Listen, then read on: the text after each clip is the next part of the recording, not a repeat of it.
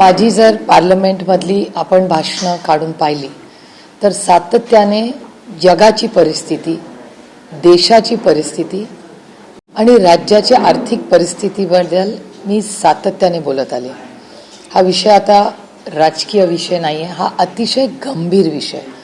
त्याच्यामुळे माझीही विनम्र विनंती आहे की आपणही सगळ्यांनी थोडंसं गांभीर्याने हा सगळ्यांनीच मिळून विषय घेऊया.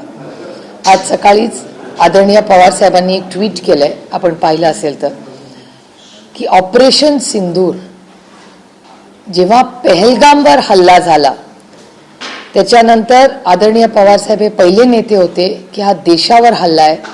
देशावर हल्ला झाल्यावर सगळे राजकीय मतभेद बाजूला ठेवून आपण सगळ्यांनी एकत्र येऊन काम केलं पाहिजे देशाच्या सुरक्षिततेसाठी.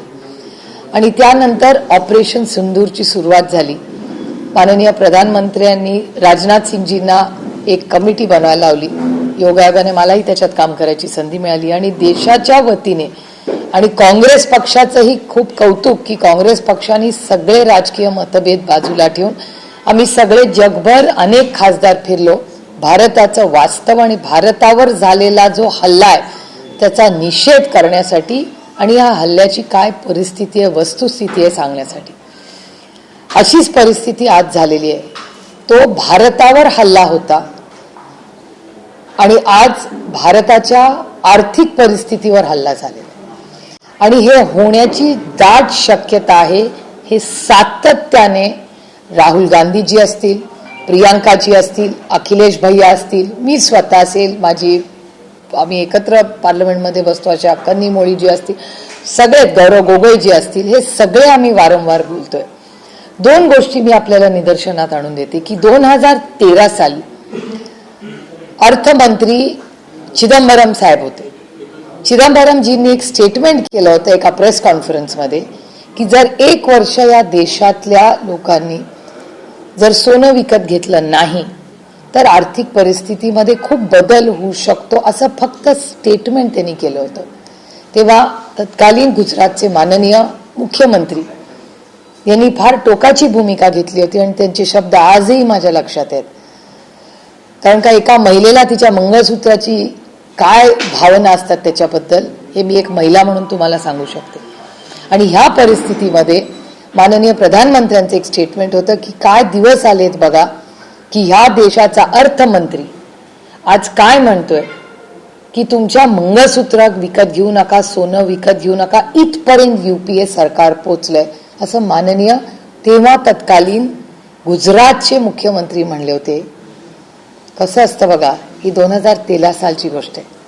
आज आपण 2026 मध्ये आहोत आणि माननीय गुजरातचे तत्कालीन मुख्यमंत्री आज या देशाचे प्रधानमंत्री आहेत आणि त्यांनी परवा स्टेटमेंट केलं की सोनं घेणं बंद करा. माझा पहिला मुद्दा अतिशय विनम्रपणे माननीय प्रधानमंत्र्यांना आहे की ठीक आहे, अडचण आली आहे. जसं ऑपरेशन सिंदूरच्या वेळेस आम्ही भारतावर हल्ला झाला म्हणून तुमच्या बरोबर उभे आहोत, जसं आदरणीय पवार साहेबांनी सुचवलंय की आर्थिक परिस्थिती जर अतिशय गंभीर असेल तर एक ऑल पार्टी मीटिंग, आमची एकच विनंती आहे की माननीय प्रधानमंत्र्यांच्या उपस्थितीत घ्यावी. या देशामध्ये खूप मोठे अर्थशास्त्रज्ञ आहेत, त्यांचंही मार्गदर्शन घेऊया आणि जगात आणि देशात आणि राज्यात आज जी आर्थिक परिस्थिती आहे त्याच्यासाठी सगळे मिळून देश वाचवण्यासाठी आणि स्थिरता राहण्यासाठी एकत्र काम करूया. ज्या भागातून महाराष्ट्रातून खूप मोठा भाग आहे, सांगली असेल, आटपाडी असेल, त्या भागात इथलं कोणी असेल तर तुम्हाला माहिती असेल की सोन्याचं काम करणारे केरळा आणि महाराष्ट्रातले असंख्य कारीगर ही काम करतात. सोन्याची दुकानं असतील, तिथे काम करणारे सगळे लोक असतील, त्या बिल्डिंगचं भाड्यापासून सुरुवात आहे. आता मला सांगा, 1 वर्ष जर कोणीही सोन्याच्या दुकानात गेलं नाही, सोन्याची खरेदी केली नाही तर या करोडो लोकांनी काय करायचं. दुसरा मुद्दा की खर्च कमी करा. आजच मी एक शपथविधी तुमच्या सगळ्या चॅनलवर पाहिला आणि एका चॅनलनी तर 500 गाड्या मोजून दाखवल्या. जर एकीकडे माननीय प्रधानमंत्री म्हणतायत की पेट्रोल डिझेल कमी वापरा, आपण सगळे मिळून त्यांनी एक आव्हान केलं आम्ही त्या आव्हानाला साथ द्यायला तयार होतो पूर्णपणे. पहिला देश, मग राज्य, मग पक्ष आणि मग कुटुंब. तर देशासाठी जसं पेहलगामच्या हल्ल्यानंतर आम्ही एकवटलो होतो देशाच्या हितासाठी, ती ही वेळ आहे. आणि हे गेले 1 वर्ष सातत्याने आम्ही म्हणतोय की आर्थिक परिस्थिती फार गंभीर्याने तुम्ही घेणं गरजेचं आहे. तेलाबद्दल म्हणले, पेट्रोल डिझेल, मग काय अडचण आहे. आज माझ्याकडे योगायोगाने एक ट्विट आला होता, खरं खोटं मला माहिती नाही, केंद्र सरकारच उत्तर देऊ शकेल.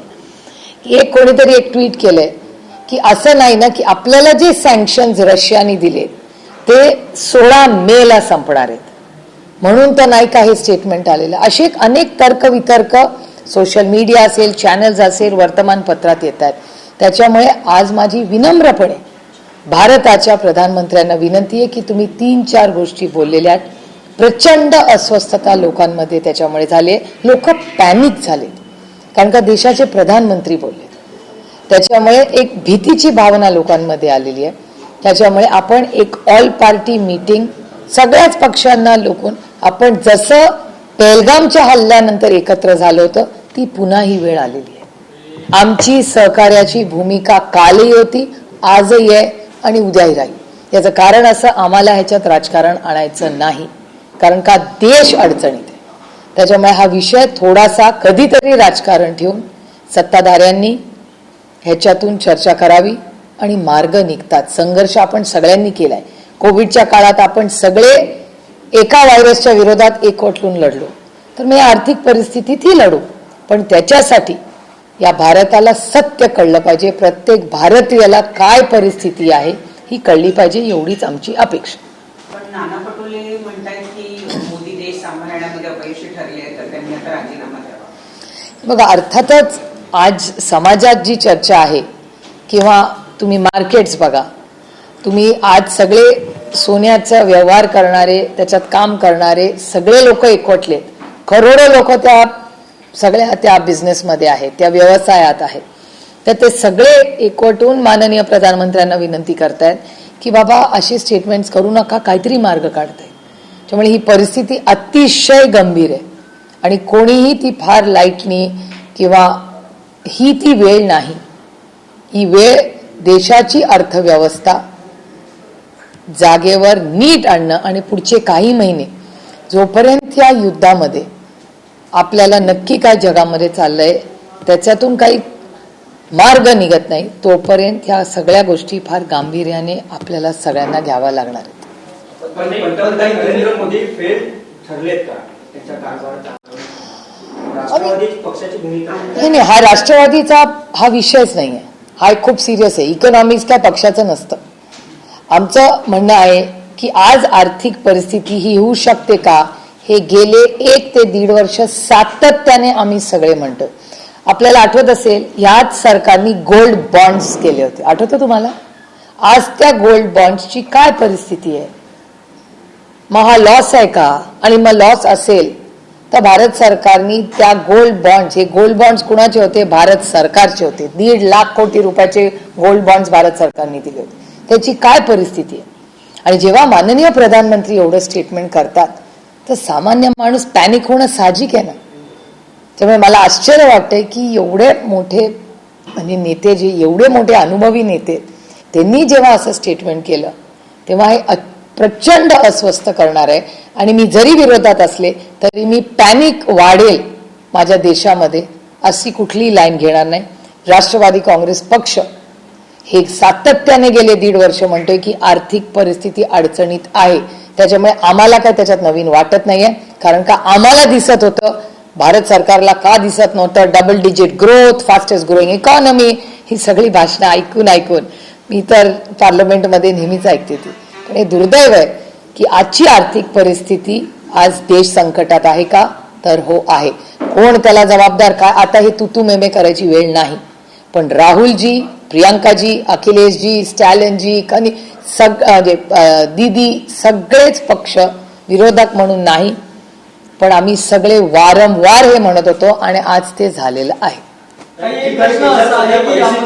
गेल्या जवळपास 15 वर्षापासून भाजपचं सरकार आहे आणि आता ही परिस्थिती देशावर उडवली आहे, तर पर्याय भाजपचं सरकार मोदी हे जबाबदार नाही काय त्यांनी वेळीच पावलं उचलली नाही. अर्थातच जबाबदार आहेत ना, अर्थातच जबाबदार आहेत. जो सत्तेमध्ये आहे आणि आपली 70 साल में क्या किया, आता ती वेळ नाही. गेले 12-13 वर्ष एक हाती सत्ता त्यांची आहे. त्यांना नैतिकता दाखवावी लागेल आणि नैतिकता दाखवून त्यांनी आज जी आर्थिक परिस्थिती आहे त्याची जबाबदारी त्यांना घ्यावीच लागेल. राज्याचा मुद्दा नाही. तुम्ही आता नैतिकतेबाबत बोला, तर ज्याप्रमाणे पंतप्रधान आव्हान करतायत, मात्र सरकारची ते नैतिक जबाबदारी नाही की तो खर्च त्यांच्या कुठून तरी म्हणजे त्यांच्या ज्या गाड्या आहेत त्यांचे जे कार्यक्रम आहेत तिथून तो कमी करायला पाहिजे. ती नैतिकता दाखवून लोकांना किंवा जनतेला संदेश द्यायला बघा, प्रत्येकाने स्वतःपासूनच सुरुवात करायची असते. त्याच्यामुळे अर्थातच जर माननीय प्रधानमंत्री म्हणतायत की या गोष्टी कमी केल्या पाहिजेत, पण माझा प्रश्न आहे की कमी करण्याचं कारण काय? जर आपले स्टॉक्स चांगले आहेत, सगळं व्यवस्थित आहे, तर मग हा पॅनिक का? मला ह्याची क्लॅरिटी पाहिजे. जर एकीकडे भारत सरकार म्हणतं आमच्याकडे सगळं आहे, तर मग पॅनिक कशासाठी? आणि मग डेटा काय? आणि भारत सरकारने पारदर्शकपणे हे वास्तव देशातल्या प्रत्येक नागरिकाला सांगितलं पाहिजे, कारण का ही काळाची गरज आहे. आणि माझं म्हणणं आहे की एक्सटर्नल अफेअर्स मंत्रालय तेही नेगोशिएट करतात, तेही आम्हाला ब्रीफिंग करत असतात. त्यामुळे ते कुठपर्यंत गेले, म्हणून एक ऑल पार्टी मीटिंग माननीय प्रधानमंत्र्यांच्या अध्यक्षतेखाली ही झाली पाहिजे. आमची सहकार्याची भूमिका मी पुन्हा सांगते, कालही होती, आजही आणि उद्याही राहील. पण ह्याच्यासाठी आम्हाला वास्तव जे आम्हाला दिसतंय ते भारत सरकारला दिसतंय का, आणि ते पारदर्शकपणे जसं आम्हाला सांगितलं पाहिजे तसं तुम्हालाही सगळ्यांना सांगितलं पाहिजे. असं म्हणतायत की ही परिस्थिती काही आपल्या एकट्या देशावर आलेली नाहीये. जपान असेल, चीन असेल, इतर देशांमध्ये जी भयंकर परिस्थिती ओढवली आहे त्या तुलनेत आपल्या देशाची परिस्थिती चांगली आहे आणि यासाठी मोदी सरकारचं जे आंतरराष्ट्रीय धोरण आहे ते जबाबदार आहे. आपल्या देशाची परिस्थिती इतकी वाईट अजून आलेली नाही. एक तर माझ्या वडिलांच्या वयाचे माननीय भुजबळ साहेब आहेत, त्याच्यामुळे त्यांनी एखादी गोष्ट बोलली तर मी बोलणं योग्य नाही, पण खूप विनम्रपणे त्यांचा वयाचा, पदाचा, त्यांच्या अनुभवाचा विनम्रपणे मान ठेवून लहान तोंडी मोठा घास घेते, त्याच्यामुळे मला त्यांनी माफ करावं. पण हे करत असताना आजची काय परिस्थिती, आता तुम्ही चायनाशी कम्पेअर करताय, त्यांचे स्टॉक्स आणि आपल्या स्टॉक्समध्ये किती अंतर आहे हे मी नाही, हे भारत सरकारनेच जगाला सांगितलं. त्याच्यामुळे मी काही वेगळं सांगण्याची गरज नाही. आणि जेव्हा आम्ही गेले 1.5 वर्ष आणि हे सरकार झाल्यापासून मला एक सांगा की एवढा मोठा कॅम्पेन झाला 5 राज्यांमध्ये, तेव्हापासून आम्ही म्हणत होतो ना की इलेक्शनचा रिझल्ट लागल्या ही भाव होणार आहे, काटछाट होणार आहे, होतंय की नाही तसं. त्याच्यामुळे कदाचित आदरणीय माननीय भुजबळ साहेबांना केंद्र सरकार किंवा पेट्रोलियम मंत्रालय किंवा आज डॉलरची काय परिस्थिती आहे, आपला रुपी डॉलरचं काय, कदाचित भारत सरकारची नोट कदाचित त्यांच्यापर्यंत पोहोचली नसेल जी आमच्या खासदारांपर्यंत पोहोचलेली आहे. आणि आज भारताची आर्थिक परिस्थिती चांगली नाही, हे वास्तव. एकीकडे सार्वजनिक वाहतुकीचा वापर करावा असं सांगितलं जातं, बेस्ट असेल, मेट्रो असेल, रेल्वे. आधीच रेल्वेमध्ये भार आहे, रेल्वेची परिस्थिती आपण पाहतोय, मेट्रोमध्ये गर्दी आहे, काही ठिकाणी मेट्रो खाली आहे. बसची अवस्था काय, बीएसटी किंवा एसटीची अवस्था काय, अशात वाटतं ती क्षमता आहे सध्या सरकारी वाहतूक? नाही, माझं म्हणणं कटछाट करायची असेल त्याची आपण करायला पाहिजे ना. पहिल्यापासून पहिले प्रायव्हेट प्लेन आणि हेलिकॉप्टर पासून सुरू करूया ना. सर्वसामान्य माणूस बिचारे काय कामासाठी कुठे कुठे बाहेर जात असतात, ते बिचारे आपला डिले झालं काय झालं सगळे फिरत असतात. पहिलं महाराष्ट्र सरकारचं, माझा तर भाऊ त्या चार्टरमध्येच गेला, त्याच्यामुळे पहिलं महाराष्ट्र सरकारनी जर खरंच खर्च कमी करायचे असेल, जे करोडो रुपये प्रायव्हेट प्लेन आणि हेलिकॉप्टरवर खर्च करतात महाराष्ट्र सरकार, त्याच्यापासून सुरुवात करूया ना. कुठेतरी कटशॉट करायचं. आणि एखादा कार्यक्रम चुकला किंवा रात्रीचा प्रवास करून ट्रेननी गेला तर काय हरकत नाही, घाई काय. आमच्या रोहित पवारांनी आताच थोड्या वेळ फुटेज ट्विट केलेलं आहे, त्याच्यामध्ये भाजपचे मुंबईचे जे अध्यक्ष आहेत त्यांचा ताफामध्ये 25 गाड्या दिसल्याचं त्यांनी म्हटलेलं आहे. आणि म्हटलंय की मुंबईतले त्यांचेच अध्यक्ष जर त्यांच्या पंतप्रधानांनी केलेल्या आव्हानाला इतका मान देत असतील तर मग इतरांनी विचारच करायला पाहिजे. नाही, हे आरोप अगदी बरोबर आहे रोहितचा. याचं कारण आसाममध्ये पण किती चार्टर प्लेन्स गेले ते विचारा ना तुमच्या रिपोर्टरला. आणि म्हणजे एक तर चार्टर प्लेन करून एवढा मोठा कार्यक्रम, हेमंत भुजबळ शर्मांच्या, आणि एक तर ते काँग्रेसमध्ये होते त्याच्यामुळे माझे अतिशय जवळचे संबंध आहेत, त्यांना आमच्या सगळ्यांच्या मनापासून शुभेच्छा आहेत. ते खूप मोठं यश त्यांना तिथे मिळाले, शुभेच्छा आहेत. पण परवाच दिवशी जर प्रधानमंत्री एवढा मोठं सगळ्यांना ते म्हणलेत पब्लिक ट्रान्सपोर्टनी, तर हे सगळे चार्टरनी जाण्यापेक्षा कमर्शियल आहेत ना विमानं जायला गुवाहाटीला. खूप लोक जातात गुवाहाटीला. सामान्य माणूस तर साध्याच प्लेननी जातो ना, इंडिगोनी वगैरे. त्याच्यामुळे तसे गेले असते तर आम्हाला आनंद वाटला असता. आम्ही प्रयत्न करतोय माननीय प्रधानमंत्र्यांचा मान सन्मान ठेवायचा, तसा सगळ्यांनी करावा. कारण का आमच्यासाठी राजकारणाच्या पुढे जाऊन हा मला देश जास्त प्रिय. इलेक्शन होतील आणि जातील, पण देश टिकला तरच बाकीचं टिकेल ना. ते एकीकडे हे सगळं संकट तर उडवलेलं आहे, परंतु जी नीट परीक्षा आहे, नीट परीक्षेचा पेपर देखील फुटलाय. आता या सगळ्या संदर्भात आता सीबीआय कडनं पुढील तपास केला जाणार आहे. विद्यार्थ्यांचं देखील भविष्य अंधकारमय आहे काय देशात? मला आश्चर्य एका गोष्टीचं वाटतं, एवढं आर्टिफिशियल कृत्रिम बुद्धिमत्ता इतकं पुढे जग चाललेलं आहे आणि आपला पेपर फुटतो कसा? म्हणजे मला, आणि लगेच मग सीबीआय वगैरे त्यांनी म्हणजे सीबीआयची वेळच काय यावी. आणि म्हणजे दुर्दैव आहे की ईडी आणि सीबीआय ह्या खूप, म्हणजे एक काळ असा होता त्यांच्याबद्दल खूप आमच्या सगळ्यांच्या मनात खूप मान सन्मान होता. पण हे दुर्दैव आहे की आज ईडी आणि सीबीआय सारख्या संस्था ज्या पद्धतीने, त्याच्या मागची जी अदृश्य शक्ती आहे, त्या अदृश्य शक्तीमुळे नक्की काय होतं तुम्हाला माहिती आहे. ईडी आणि सीबीआयचे हे दुर्दैव आहे की तिथले ऑफिसर वगैरे सगळं अतिशय पारदर्शक काम करतात, पण अदृश्य शक्तीमुळे आज त्यांचा जो रेकॉर्ड आहे, म्हणजे जे आउटकम्स असतात, निर्णय प्रक्रियेपर्यंत केसेस जातात, तो 1% कमी आहे. जे 99% इधर वॉशिंग मशीनमध्ये जातात, सुटतात, काय होतं मला आता त्यात ती वेळ नाही, पण 1%. आणि हा माझा डेटा नाही, हा भारत सरकारचा डेटा, आणि सरकार त्यांचंच आहे. त्यामुळे नीटच्या परीक्षेमध्ये जी घटना घडली त्याचा जाहीर निषेध आपण सगळ्यांनीच केला पाहिजे. कारण एक आई म्हणून मी तुम्हाला सांगते की, आणि तुम्ही सगळे पालक आहात, की प्रत्येकाच्या आयुष्यात ते KG to PG प्रत्येक वर्षी परीक्षा, ऍडमिशन, ह्याच्यात आई वडील किती आटापिटा करून, त्रास घेऊन, कष्ट करून त्या मुलांसाठी मेहनत करत असतात. आणि त्यातून त्या प्रत्येक वयोगटाला, म्हणजे आता मला वळून वाटतं, अरे काय उगाच कशाला आपण त्या KGचा आणि 5वीचा आणि 9वीची परीक्षा आणि 10वीच्या बोर्डचं एवढं केलं. पण त्यावेळी जेव्हा आपण पालक त्या रोलमध्ये असतो तेव्हा ते वर्ष त्या आई वडिलांसाठी आणि मुलासाठी अतिशय महत्वाचं असतं. आणि नीटची जी लेवल आहे ती तर आयुष्यातली सगळ्यात मोठा टर्निंग पॉईंट तुमच्या करिअरचा आहे. आणि हा पेपर जर फुटू शकतो तर काय बोलायचं या सरकारबद्दल. आणि NEP न्यू एज्युकेशन पॉलिसी आली, नवीन यंत्रणा आली. अहो, आधार कार्ड आमच्या मनमोहन सिंग साहेबांनी आलं, किती इफेक्टिव्हली चाललं. मग आधार कार्ड देशात होऊ शकतो आणि एक नीटची परीक्षा घेऊ शकत नाही, म्हणजे दुर्दैव आहे आणि पूर्णपणे त्या यंत्रणेचं अपयश आहे. मराठी होती. ही राष्ट्रवादी, अजित पवारांच्या राष्ट्रवादी पक्षाच्या एका पत्राने झाली.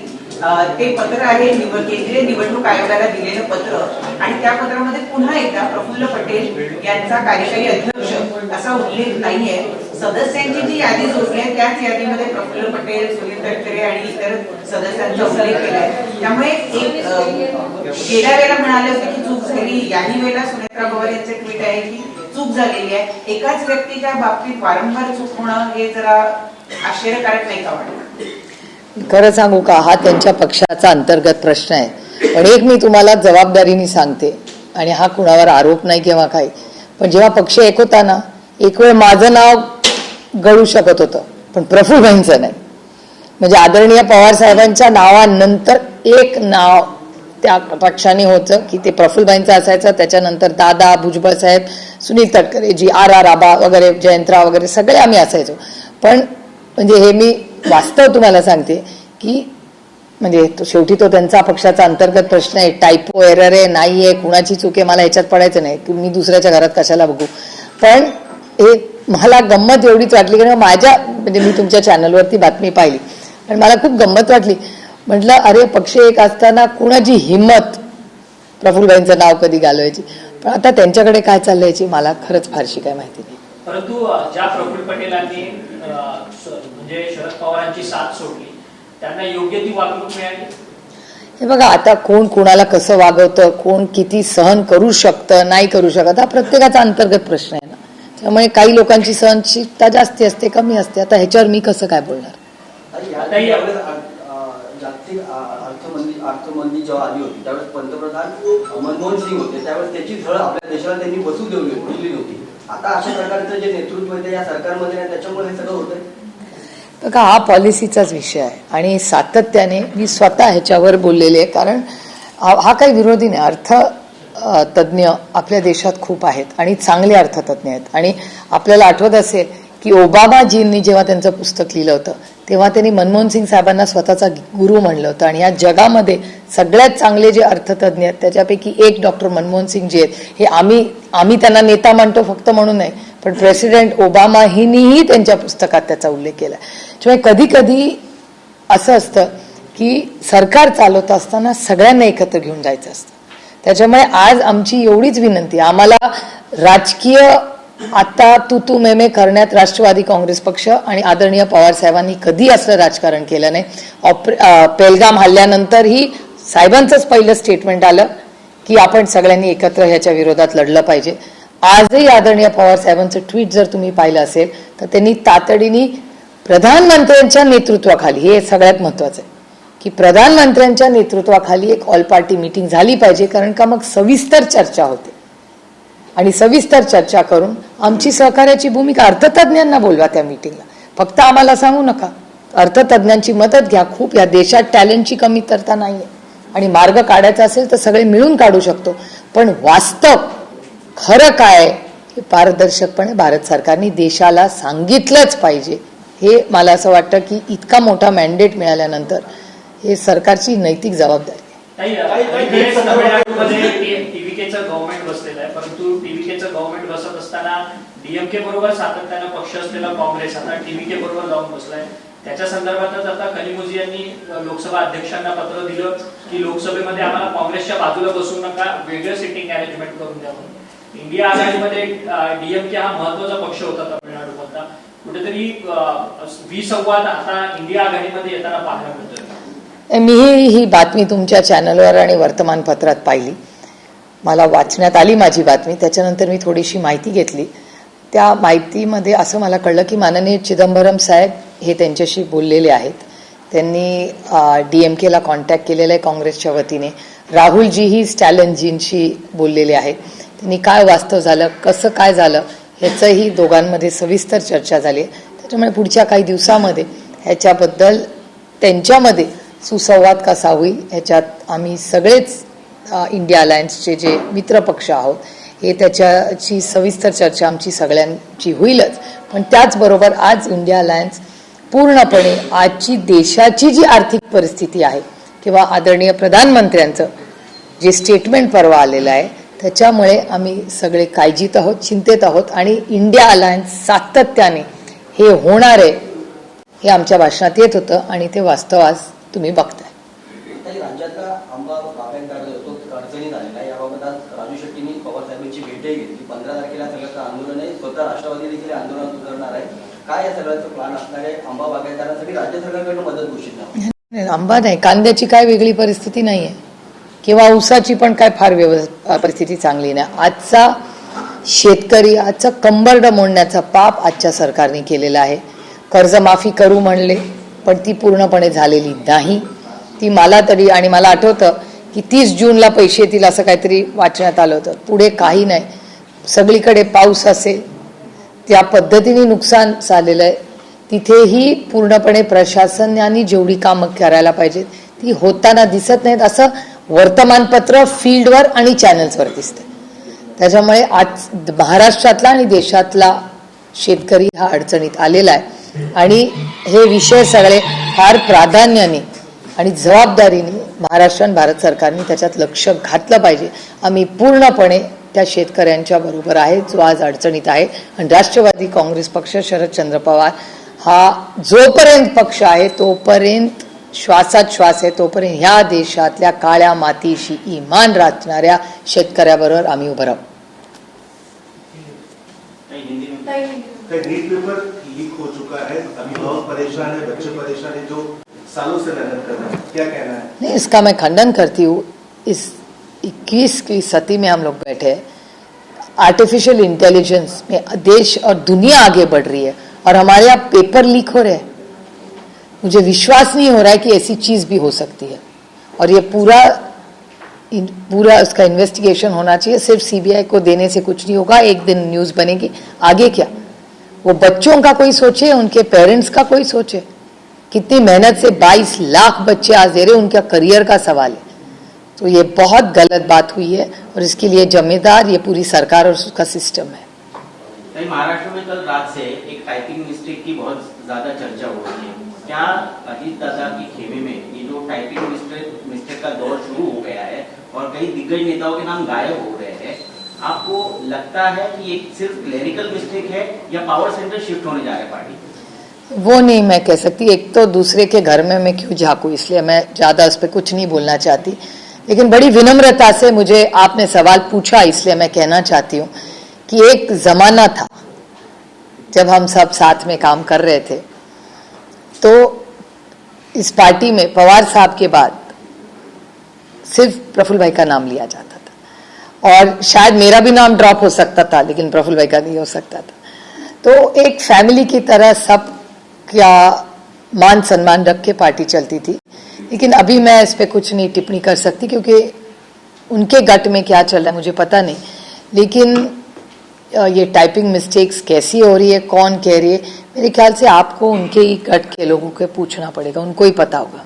दूसरी एक महत्वपूर्ण बात, पार्थ पवार हो या जय पवार हो या तो फिर सुबोध मोहिते, ये जो नई पीढ़ी के नाम आगे आ रहे हैं। सुबोध मोहिते जी काफी एक्सपीरियंस्ड है, मतलब ये दो नाम जो उनका बहुत बड़ा अनुभव रहा है। आपके परिवार से भी है, आपको लगता है कि कहीं ना कहीं अब दिग्गज नेताओं को वैक्सीन लेने का टाइम आ गया है?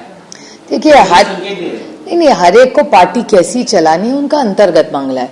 अगर उनको एक जनरेशन शिफ्ट करना होगा तो अभी वो उनकी इच्छा ना, हर एक अपना गट कैसे चलाए या ना चलाए वो उनका एक इश्यू होता है ना। और उनको अगर लग रहा होगा कि नहीं भैया हमें एक जनरेशनल शिफ्ट करना है तो कर सकते ना, अभी गट तो उनका है। अभी पार्टी में पावर प्ले भी चल रहा है, कहीं पार्थ पवार इनको कोई ओवर पावर कर रहा है, इस तरह की जो चर्चाएं हो रही थी, क्या उसका ये नतीजा माना जाता है? नहीं, मैं नहीं इस पे कुछ सकती क्योंकि मुझे इस मामले में मुझे कुछ पता नहीं है उसके बारे में और दूसरे के घर में क्यों झांकू मैं। भाई जिस तरीके से एक अपील की जाती है प्रधानमंत्री द्वारा और उसके बाद स्थानिक बोर्ड में लोग दिखाई दे रहे हैं, सोना तक खरीदने को ना कहा गया और आपने भी उदाहरण दिया कि 2013 में उस समय ऐसा कहा गया था तो तत्कालीन हमारे प्रधानमंत्री थे जिन्होंने ऑब्जेक्ट किया था और पार्टी मीटिंग की भी मांग करे, उस पर आप अगर एलाबोरेट। देखिए मुझे याद है कि 2013 में चिदम्बरम साहब जिस देश के वित्त मंत्री थे और उन्होंने एक स्टेटमेंट एक प्रेस कॉन्फ्रेंस में किया था कि अगर उन्होंने कहा नहीं मत खरीदिए, सिर्फ उन्होंने कहा था कि अगर हम 1 साल सोना ना खरीदे इस देश में तो बहुत चलान के लिए मदद हो सकती है, ऐसा चिदम्बरम जी ने एक प्रेस कॉन्फ्रेंस में कहा था। और माननीय प्रधानमंत्री जी तब गुजरात के मुख्यमंत्री थे और उन्होंने कहा था एक स्टेटमेंट कि आप देखिए कांग्रेस की सरकार ये यूपीए क्या कर रही है, आपके मंगलसूत्र तक पहुंच गई है। एक महिला के लिए इसका मंगलसूत्र की कीमत आप क्या जानते, वो महिला जानती है उसके लिए वो क्या मायने रखता है। और ये परिस्थिति में आज 13 साल के बाद जब देश के प्रधानमंत्री का स्टेटमेंट आया मुझे भी आश्चर्य लगा क्योंकि मोदी जी ऐसे हल्के में स्टेटमेंट नहीं करते, वो बहुत सोच समझ के बड़े वरिष्ठ नेता है और देश के प्रधानमंत्री रहे, 12 साल हो गए उनको। तो मुझे भी आश्चर्य लगा क्योंकि आपको पता है कि महाराष्ट्र में बहुत सारे देश में बहुत सारे कारीगर है, दुकानदार है और सिर्फ एक करोड़ों लोग इस व्यवसाय में उनकी रोटी सब्जी उस पर चलती है। तो ऐसा इतना बड़ा स्टेटमेंट आने के बाद पैनिक हो गया मार्केट में। आपको याद होगा कई साल पहले कि भारत सरकार ने एक गोल्ड बॉन्ड्स लाए थे। वो गोल्ड बॉन्ड्स की परिस्थिति क्या था, वो कि गोल्ड बॉन्ड्स में इन्वेस्ट करें और जब भी चाहिए पैसे मिलेंगे आपको, एक सिक्योरिटी की तरफ। और हर घर में हमेशा कहा जाता है कि 2 पैसे अगर बचाने हो तो सोना लो या चांदी लो, और दोनों रखो, तो कभी भी दिक्कत आ जाए तो सोना चांदी बेच के हम लोग वो टाइम निकाल देंगे, दिक्कत से हम निकल सकते। ऐसे एक वक्त ऐसे था कि अच्छी कंपनियां भारत सरकार बेच रही थी, जिसको हम अंग्रेजी में कहावत है, never sell your family silver. तो जो प्रॉफिट मेकिंग कंपनीज है उनको बेचने का एक प्रोग्राम भारत सरकार ने शुरू किया था। और उसके बाद आज प्रधानमंत्री क्यों कह रहे कि सोना मत खरीदिए, तो बहुत एक डर का माहौल भारत में हो रहा है और लोग पैनिक मोड में है कि क्या हो रहा है।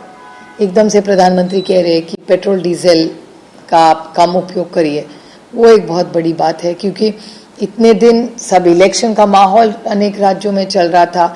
आज भी सुबह आप ही के चैनल पे मैंने देखा, बड़ी टीका टिप्पणी हो रही थी उसके ऊपर कि आसाम के ओथ सेरेमनी में बड़े सारे प्राइवेट प्लेन्स और चार्टर्स गए हुए हैं, 500 गाड़ियों का इतना बड़ा प्रोग्राम हो रहा है वहाँ। मुंबई में भी रोहित पवार जी ने ट्वीट किया है कि 25 गाड़ियाँ कोई लेके कोई वो नाला देखने कोई जा रहा है।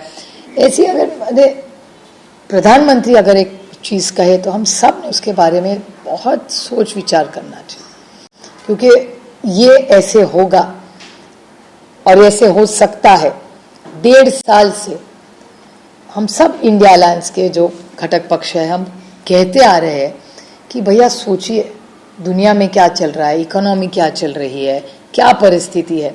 और राहुल जी, प्रियंका जी, अखिलेश भैया, सबके अगर आप, स्टैलिन जी, आप उनके सब और मेरे खुद के अगर आप पार्लियामेंट के सब भाषण 1-1.5 साल के लिए, इकोनॉमिक क्राइसिस के बारे में हम सब कहते आ रहे, लेकिन हमने तो मांग भी की थी।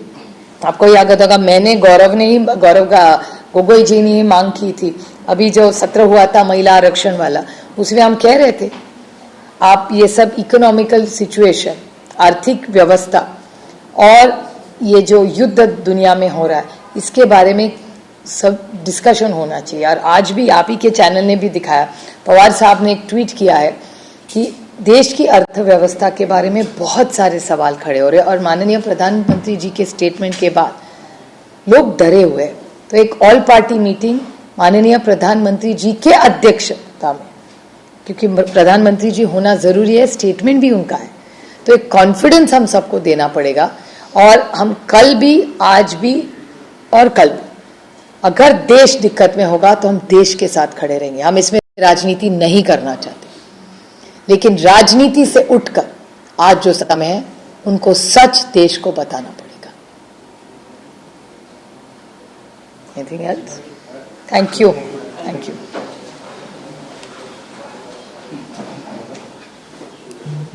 एवढे नवीन चेहरे कसे काय आज? हा, अच्छा, डिजिटल वाले, कारण त्यातले बरेचसे लोक मी कधी पाहिलेले नाहीत किंवा भेटलेले नाहीत, आणि मग नेहमीचे चेहरे कुठे गेले आज? पण आधीचे चेहरे कुठे गेले सगळे? काही लोक मीडिया सोडून पण चालले. रौनक कुकडे गेलाय, कुठे गेले? रौनक कुकडेने ऍस्पेक्ट कंपनी जॉईन केली, दिनेश मोरे यांनी अजून एक फील्ड जॉईन केलंय, डिजिटल मार्केटिंग. मीडियामध्ये पण नवीन चेहरे, सगळीकडे न्यू जनरेशन याचा प्रश्न, जनरेशनल शिफ्ट. ओके, कारण का मी तेच म्हणले नेहमीचे गॅंग कुठे गेले काय? सुबोध खूप सिरियस केला. आधी स्वतःपासून बचतीची सुरुवात करावी, काँग्रेसचे नेते बाळासाहेब थोरात.